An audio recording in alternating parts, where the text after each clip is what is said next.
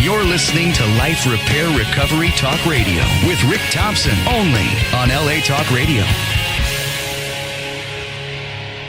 Hello, welcome to Life Repair Recovery Talk Radio. I am your host, Rick Thompson. This show is about sobriety and recovery. Each week, we discuss a different topic relating to addiction with the aim that you can gain some insight, guidance, and hope from our discussions. We focus the show in 3 different segments. 1, the viewpoint of the families dealing with the family members suffering from alcoholism and addiction so they may assist them in obtaining treatment.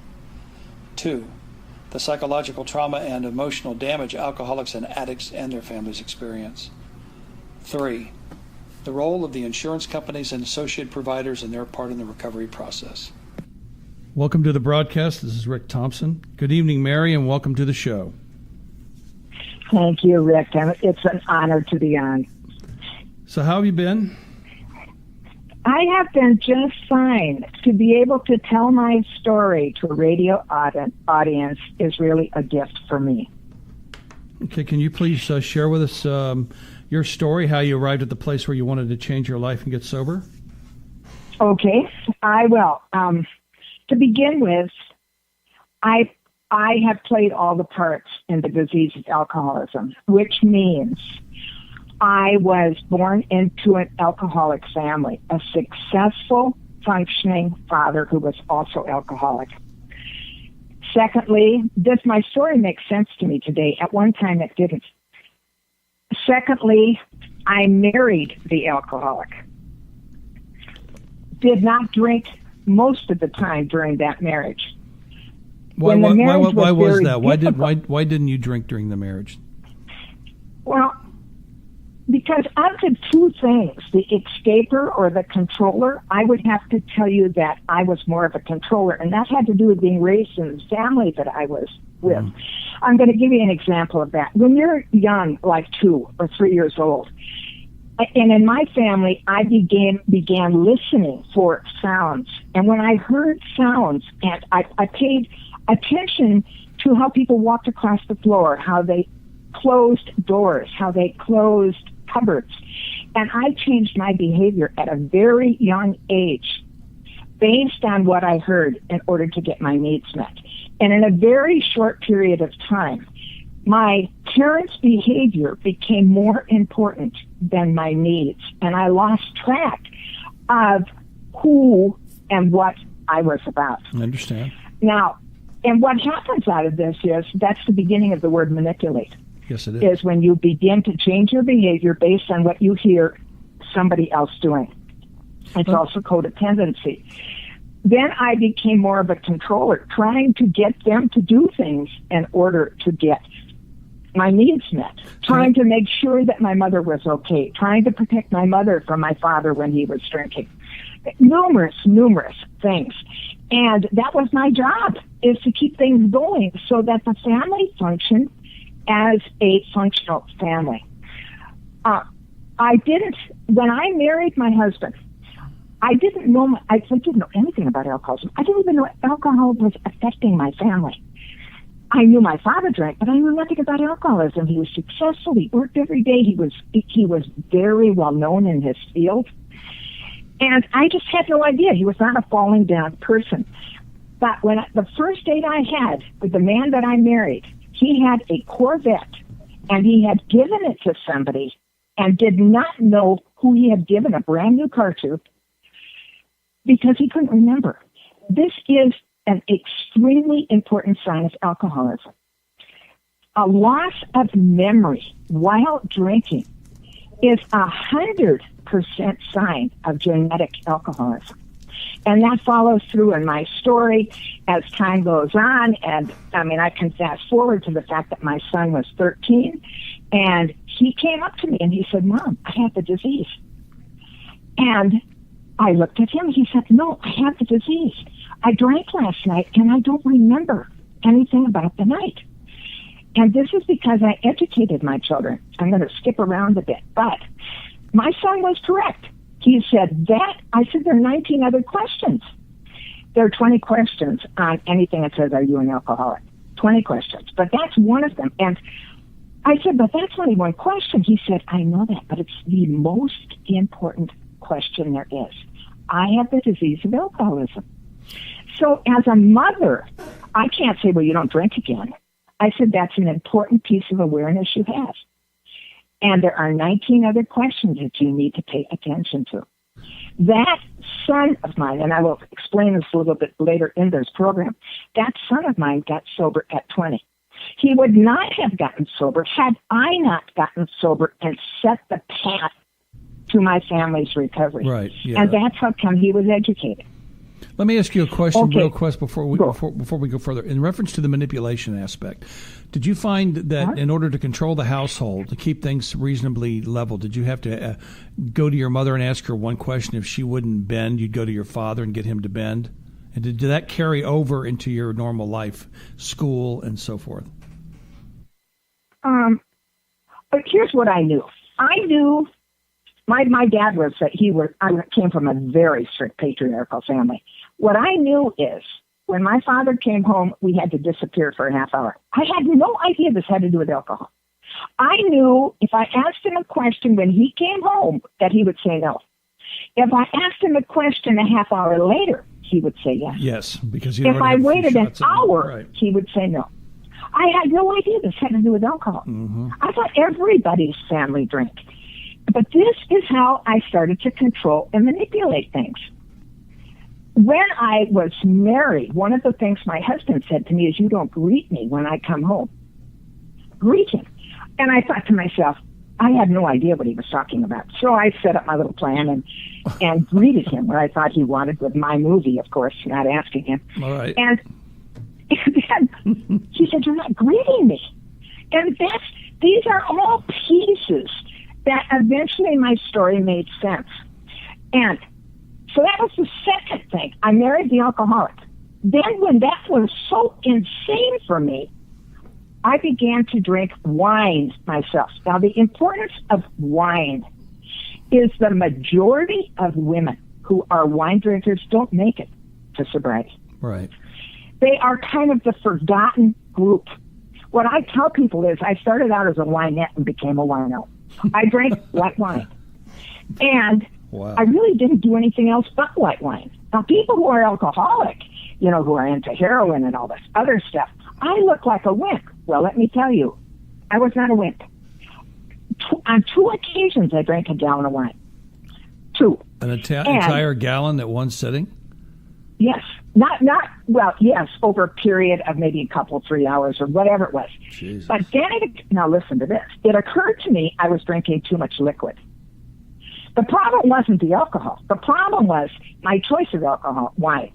I was drinking too much liquid.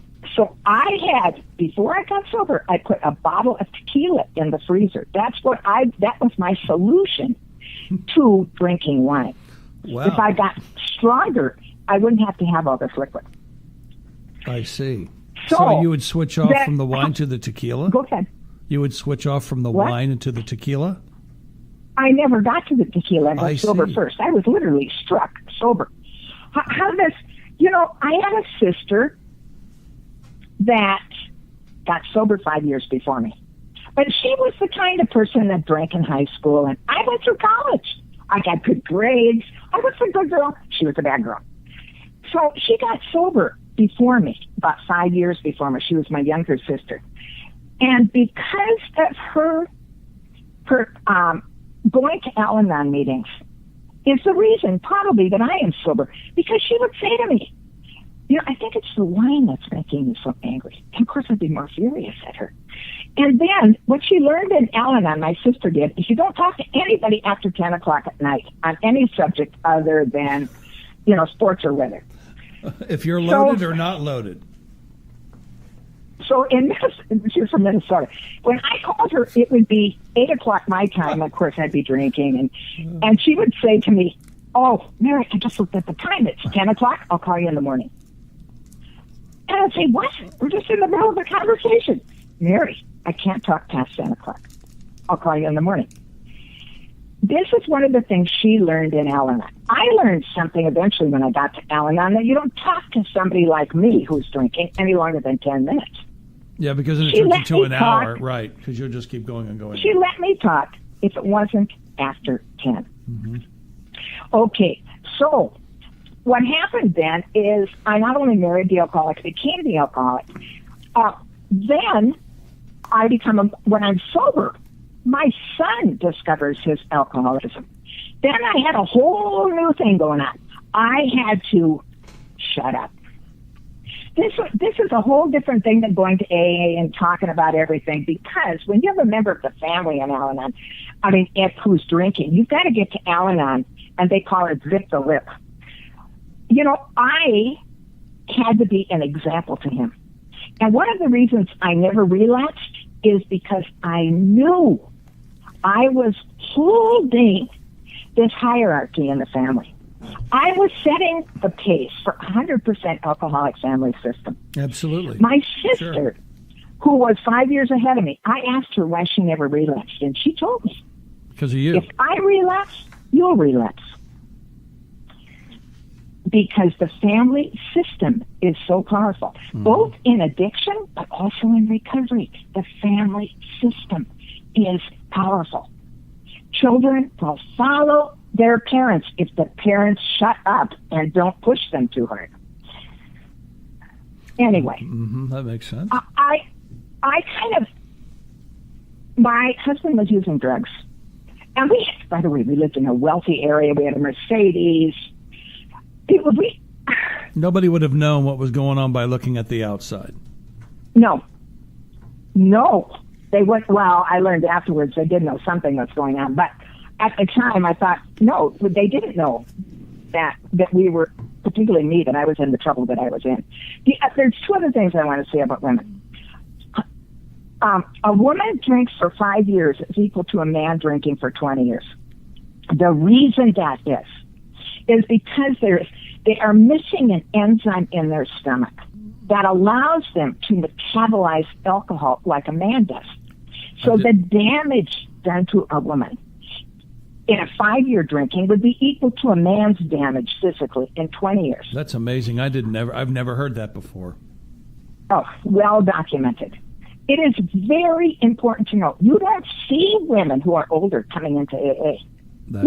You don't. You're and right, they have a more difficult time early in the program. Okay, I did not go to a treatment center. I came directly to AA. There's a plus and a negative to that. Yes, there is. A negative would be I probably could have used more medical help, but the positive outweighed the negative. Yes. I depended on those people. Those people came 3 times a day to take me to meals. They came to take me to meetings. They watched over me. They took care of me. And you wouldn't have believed, with just being a wine drinker, I was bloated. I was in my early 30s. My doctor actually told me that had I not gotten sober, I probably had less than 8 months to live because of the damage being done to my organs, because women do not metabolize alcohol the same way. I've had several family members that have died, women in their 30s, not drug users. People concentrate so much on drugs today. The alcoholic woman is the one that is just left. I didn't go to a treatment center. The positive part was I became very dependent, and I got well through AA. It's free. That's true. Those people do know what's going on. Yes, they do. I can guarantee you that every time I ran into a trouble, the minute I opened my mouth and talked about it, the solution, whatever it was, one of the best attorneys when my husband left, just appears. Yeah. And all of this stuff, providing I went to meetings and talked. Now, in today's world, for any women out there that are thinking of doing this, here's what I'm going to recommend. Go to women's meetings. In Los Angeles, we have 7,000 meetings listed in an LA book from AA, just in Los Angeles. But go to women's meetings, because we need to stay together in order to get well. And when you're young and attractive, there's a lot of men around that really think that it would be nice to get a new relationship going. But the problem is women do not have as many chances as men do. Men can go in and out, but women can't do that. No, we pay such a price. It is really important that they go to meetings, let the women help them. They will find whatever medical help they need. Just tell them what's going on, and they will be there for you. So that's that with the wine. Wine is, and by the way, I've run into, because I work in this field today, but I ran into a woman that calls this mommy juice. The amount of women with small children that are wine drinkers is astronomical. In fact, at these children's birthday parties, I'm not kidding you when I say this, they have stations for wine during the daytime at these children's birthday parties. Over here we have sodas, and there we have the wine. Same with soccer games and all of those things. Right. It is very commonplace, and 1 out of 10 people who drink anything, I mean once a year, who drink anything are alcoholic, have that gene in their family system. I don't care if your parents drank or didn't drink. I'm often suspicious of people who say, well, my parents didn't drink. Well, why didn't they? That is, why didn't they? It's generations really, if they're not drinking. You could be alcoholic and never have a drink. I had a 65-year-old woman who drank her first glass of wine at her husband's funeral. And 2 years later, she was in a straitjacket. Jesus. And I remember a woman at 70 called me. She said, I need to know about alcoholism. I'm a physician. And I retired. And I had a glass of wine at 5 o'clock, and I don't remember if I'd eaten dinner or not. That is alcoholism. Yeah, it doesn't matter if you have your first drink. Yeah, I've never heard of that either. That's just very informative. I never knew that you could have the gene and not drink, and then one day you drink, and then there you are. Well, that makes sense. Yes. My son, his first drink, he blacked out. He blacked out his first drink. But see, my kids are educated. Now, I don't judge them. I didn't tell him he can't drink. How can I say that to somebody? Mm-hmm. That man, he's a young man today, is a physician. Mm-hmm. I had nothing to do with that either. Sometimes you can go to Santa Monica College and become a doctor. You don't have to go to Harvard. Right. It's just this whole concept of recovery. Now, recovery is, in my case, is pretty complex, and I'm going to give you I was a year sober. My sister says to me, when Dad threw you down the stairs, do you remember when Dad threw you down the stairs and you broke your tailbone? And I had a long pause. I looked at her and said, I broke my tailbone in a car accident. And she said, who were you with? Then she submitted my name to probably the most intense study ever done on children raised in an alcoholic family. This was in 1980 with Hazelton Treatment Center, the Drug and Alcohol Abuse Council, Johnston Institute. Several other places were involved in this. It was a year program, and what they did is study the effects of what happens to these kids when they're raised in alcoholic families. Well, they came up with some statistics, if I can remember this now. 47%, I think, drinks. 53% don't drink, and 6% are not affected. Gosh, that was amazing. The non-drinkers, by the way, marry the alcoholics. Wow, if you become a non-drinker from an alcoholic family, you marry the alcoholic. Instinctively. If you're the drinker, you probably find someone who might help you out as the codependent. But I said, you mean to tell me I have a 6% chance of having this not affect me? Then it started a whole new thing. First place, I had no memory. What I did as a child, I transferred what was happening to me personally, and I made it into something else. My dad, to me, was quiet, calm, and safe. What he was violent, abusive. Thank God I had a sister. She was there watching, but I was the victim of this. So what I did is transfer reality. Though I can tell you, out of that childhood comes my behavior. I didn't understand my behavior. I did things, even in recovery, that my recovering friends were shocked. I would get into a car with a man if he said, come sit down, I want to talk to you. Click, doors are closed, and I'm running off someplace. Because if a man spoke to me in the dark, I walked towards him. This came from this childhood. I walk towards danger. I cancel out danger and don't see it as being danger. I would walk up to people that my friends would say, were clearly not okay. I didn't even see it. So I ended up going into different areas of recovery. And today, if I had not drank and got the substance abuse and went through recovery from substance abuse, I'm not sure I would be alive today because I didn't have the tools. Right. Because of that childhood to survive in life enough to have any happiness. If you come from an alcoholic father and you're a woman, I would say your chances are 99% that you will marry an addict of some kind because that's what's comfortable to you. That's all you know. Those are the That's all you people. know. That's all you know. Sure. And if you're a male with an alcoholic mother, it's the same. It's the picking of the partner. Now, let's say you're a female with an alcoholic mother. The chances are you may pick a decent partner, but you didn't have the correct role model to become a whole woman. And it's the same if you're a man raised with a father that disappears. You have to let me know when I'm going too far. No. Go ahead. No, you're fine. Well, I want to ask you one thing. I want to interject something. Go ahead. What other recovery programs do you attend, and what do you think was the motivating factor in moving in that direction? Well, the first program is the substance abuse. And the reason being is alcoholism is a disease of perception. That's the point. It changes the way I see life. Example, one glass of wine and I had a terrible day at work. Everything's fine. That's magic.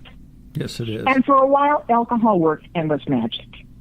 That abusive husband was nice in my mind because it changes reality.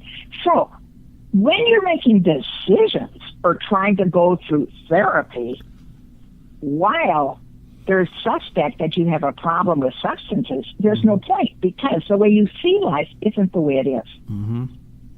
It just isn't the way it is.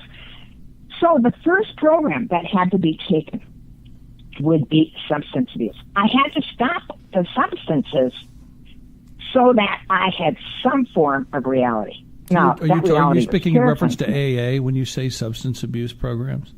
Yeah. Okay. Well, because I was a wine drinker. Okay.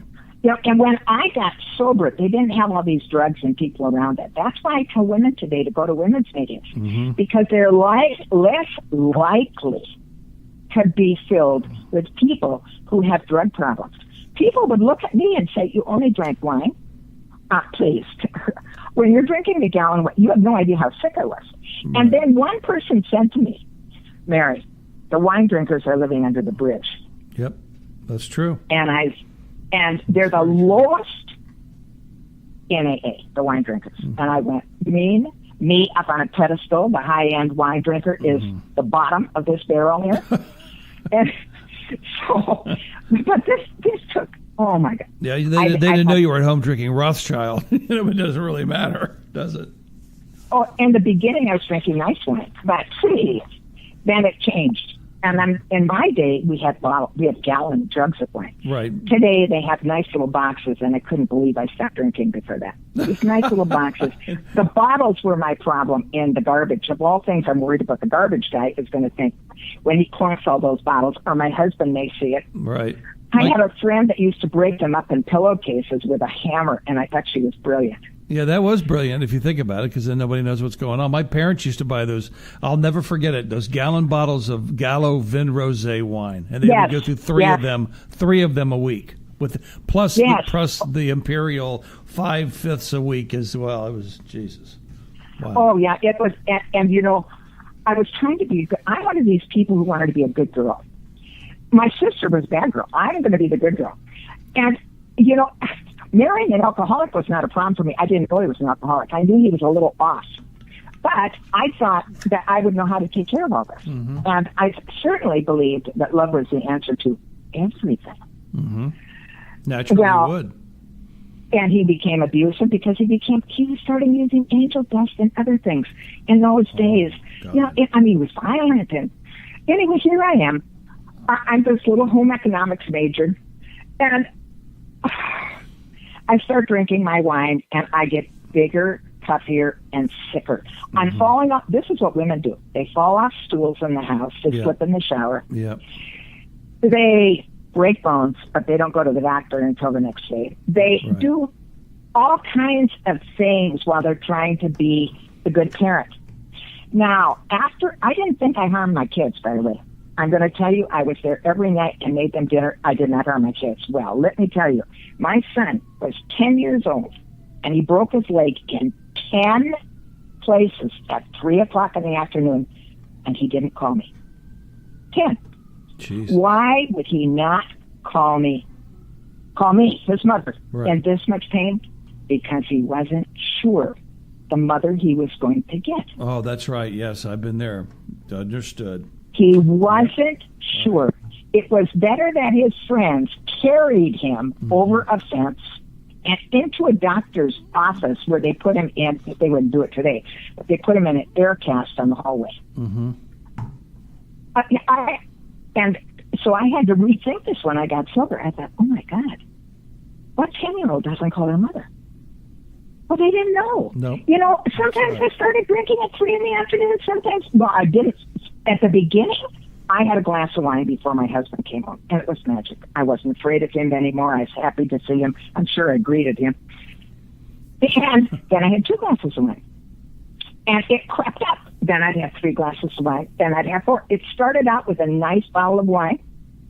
And then that wasn't enough. So I would pour it into, I got cheaper wine, of course, poured it into a nice crystal decanter and put that in the refrigerator. Well, that didn't last too long. So then I took the bottle and set it on its side in the refrigerator because I had milk I was competing with. And periodically, I wouldn't close the bottle, and it would be all over the floor or the refrigerator, and then I have to clean everything.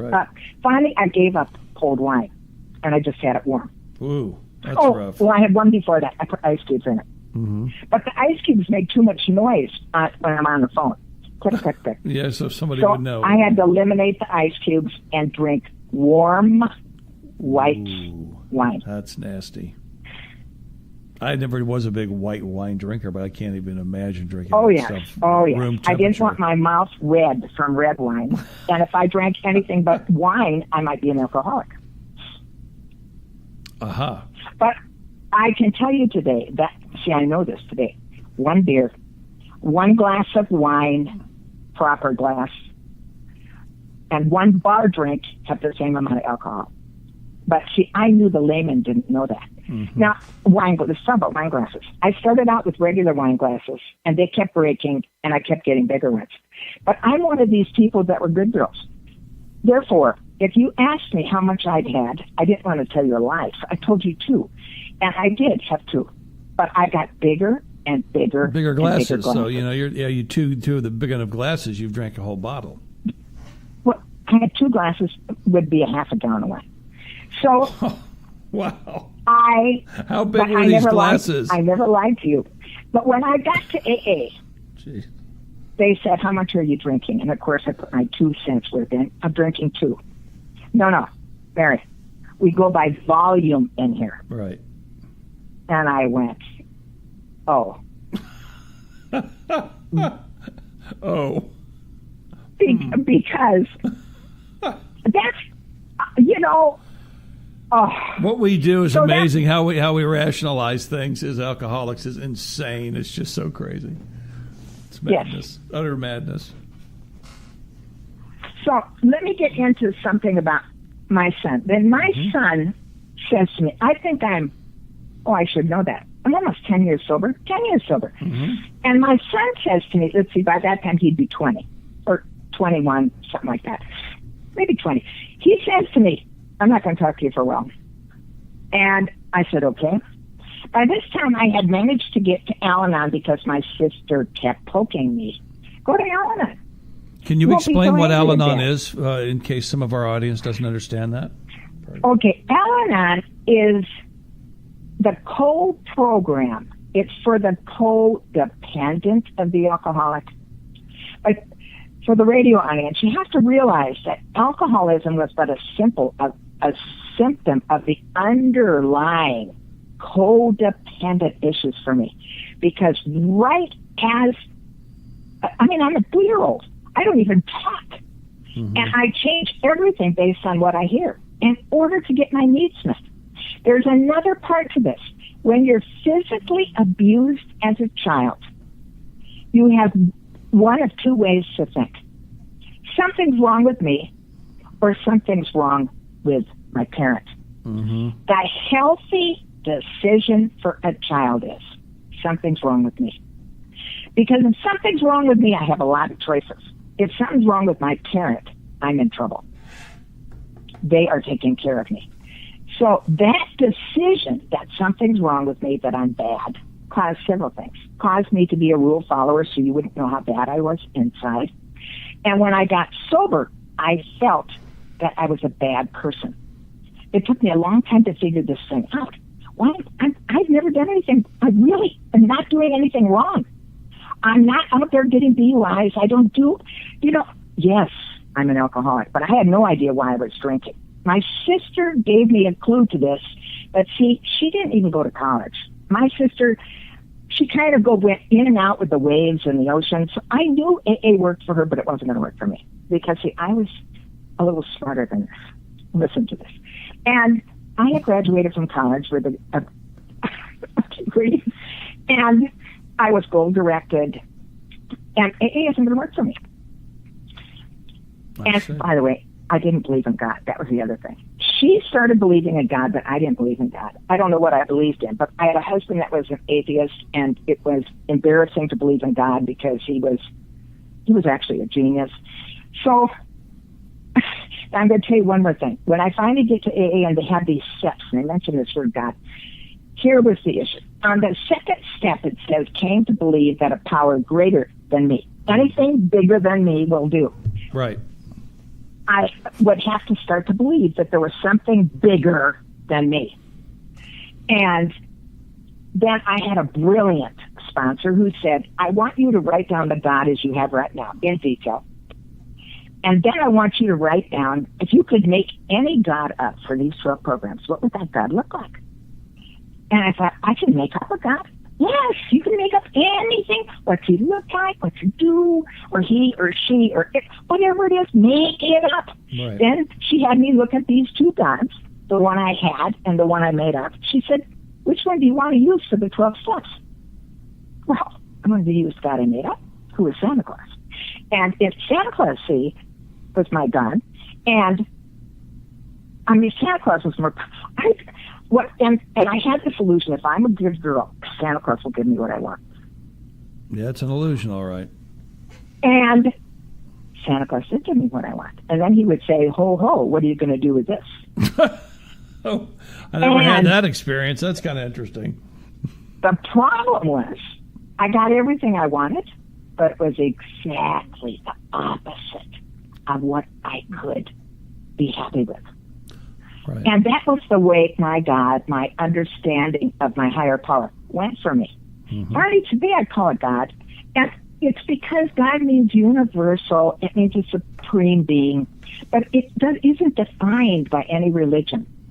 But I like the concept. If you're having a problem with God and it's stopping you from going to a 12-step program, make one up for a 12-step program. That's fine. Just make it up. Anything you make up will do. I wanted to make sure to say that. Okay. So I went to this program in Minnesota for a year on codependency, and I guess two important things were there. One was they put me in anger therapy, and I did not know I was angry. I had no idea I was angry. I couldn't digest my food. I was really thin, but and the problem was it wasn't okay for me to be angry. I didn't know how to be angry. And I had no means. To me, anger was rage. That's the only thing I'd ever seen. Sure. And they put me in this anger therapy. That was a significant thing. The other thing they told me was, this is a program where you are going to have to stay uncomfortable for as long as you can. And I thought, I'm going back to AA. AA wants me comfortable, and you people want me uncomfortable. I thought they were just But in order to change familiar family patterns, you cannot do that in comfort. It's like telling a dog he can't beg for food at the table. You have to tell him, and then you tell him again, and then you tell him again, and finally he goes in the kitchen and sleeps. But it's a long period of time. Breaking a familiar pattern is very uncomfortable. And so they wanted us to stay uncomfortable as long as we could. Well, that program was a year. I made it for 6 months, and my 2 children came with me. The biggest thing that they got out of this was, what is alcoholism? In their case, 100% genetic illness. Both parents have it. Right. And we happen to like each other. So in my family, we marry each other, and it goes generation upon generation. If there's one thing I know backwards and forwards and inside out, it's alcoholism.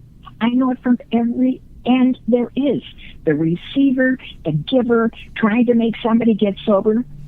You know, I wouldn't go to Al-Anon when I knew my husband had a problem because I thought Al-Anon would tell me I had to leave. Al-Anon does not say that. They want you to stay. Unless you're being hurt, which I was.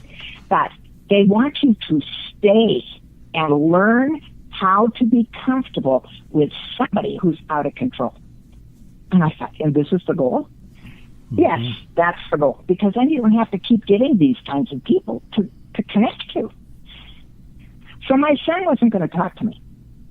And I said to him, okay. I was going to Al-Anon, and they kept saying, "Is your son talking to you yet?" No. Don't call him. And I thought, this is bizarre.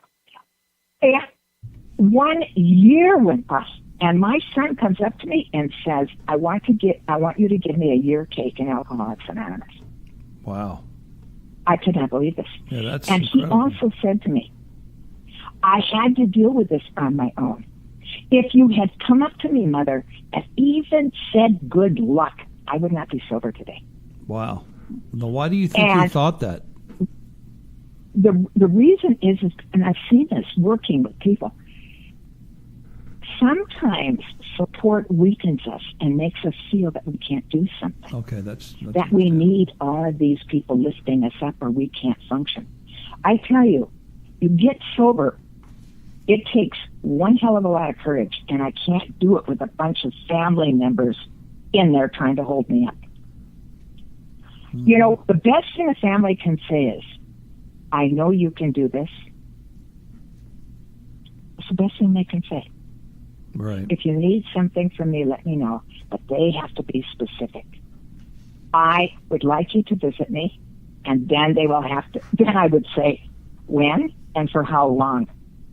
But, you know, it's different. The difference between enabling somebody or being there for somebody in need is very specific. Enabling means I know what your problem is and this is what you should do about it. Being there for someone in need is I wait for you to tell me what the problem is and what you are willing to do about it. What have you gotten out of Al-Anon in the long term? One is that, there's several things. When in doubt, say nothing. When in doubt, do nothing. Another hugely important thing is called economy of words. Take that paragraph and make it into a sentence. Do not ask questions you know the answer to. Have you been drinking? And they'll say no. I don't ask questions I know the answer to. I said, you've been drinking. That's the important thing. Not to talk to people who I have an issue with of any kind after 10 o'clock at night. Limit my conversations to 10 minutes so that I don't get in trouble. No is a complete sentence. And when they tell me, you know, I don't have any money, I listen. I said, boy, that must be hard. But they have to tell me. Well, you know, in the past, I may say, well, would 100 help? Not anymore. Right. Al-Anon says they have to ask. I don't have any money. It means nothing to me. What does that mean? Right. Well, it means my electricity is going to get turned off. Well, what does that mean? How much money is that? They have to be very specific. Not a couple hundred will do. Right. Like it used to be. Right. They have to be specific. And then I say, let me get back with you. Right. And I may or may not do it. But in the past, I don't have any money. I'd have a check in the mail. Yeah. I would determine how much money would help them. I understand that. It was the same way. No more. And this is what I've learned in Al-Anon. I've learned not to fix something for someone else and rob them of the consequences of what's already in motion. Right. Jail is a good thing. It can be. The police are a good thing. Yes, they are. Why am I going to spend hundreds of dollars on an attorney? Why? You'd be doing more damage than helping, depending on the scenario. I don't help them. You think, for one thing, if somebody called me on a Friday night and said, I need you to come and bail me out, there's no possibility I'm going to do that. Mm-hmm. I would say you're going to end up in court on Monday, because that's what will happen. Mm-hmm. You're not going to keep it past Monday. I'm not going down. My sister's daughter was an alcoholic, and she finally said to her, do not call me from an emergency room again. I need my sleep. Call me in the morning. Mm-hmm. Right. And my sister wasn't going to do this anymore, because she would have mostly her daughter would get beaten up. Usually she was very obstinate, and she was into drugs, and she'd get beaten up. I'd be in an emergency room. My sister would have an hour of sleep and go down and sit with her. And of course, her daughter was out cold with all the pain meds, and my sister loses her sleep. She said, no more. Wait till morning. I don't need to be sitting next to you when you're sleeping. Let them mend you up, and I'll come and talk to you in the morning. That girl died, and she died sober of brain damage done by alcohol. Mm-hmm. She died of a grand mal seizure sober. Jesus.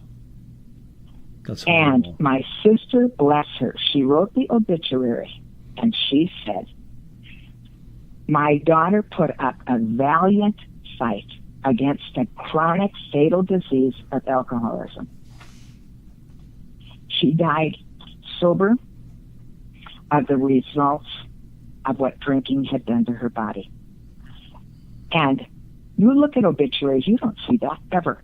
Ever, ever do you see somebody claim the cause of death. Alcoholism.